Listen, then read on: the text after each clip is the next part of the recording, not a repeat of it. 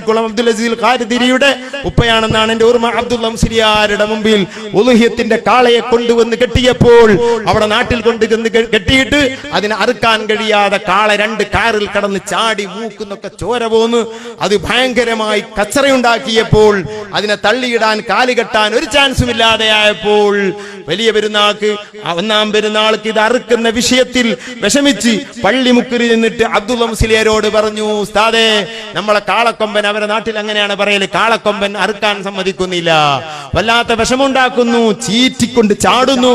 അത് പറഞ്ഞപ്പോൾ അബ്ദുള്ള മുസ്ലിയാര് പറഞ്ഞു, അതിന്റെ അടുത്ത് എന്നിട്ട് പറയണം, അബ്ദുള്ള മുസ്ലിയാര് പറഞ്ഞിരിക്കുന്നു, നിന്നെ നല്ല സ്ഥലത്തേക്കാണ് കൊണ്ടുപോകുന്നത്, നീ കടന്നു കൊടുക്കണം, ശല്യം ചെയ്യരുതെന്ന് അബ്ദുള്ള മുസ്ലിയാര് പറഞ്ഞിരിക്കുന്നു എന്ന് പറയുക.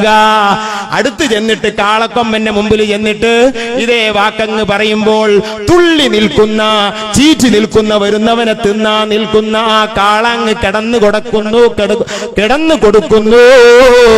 കാലുകൾ നീട്ടിക്കൊടുക്കുന്നു. അങ്ങനെയാണ് അതിന്റെ കാല് കെട്ടിയതെന്ന് ചരിത്രം പറയുന്ന ആളുകളിൽ 10-ലേറെ ആളുകൾ ഇന്നും ആ നാട്ടിൽ ജീവിക്കുന്നു.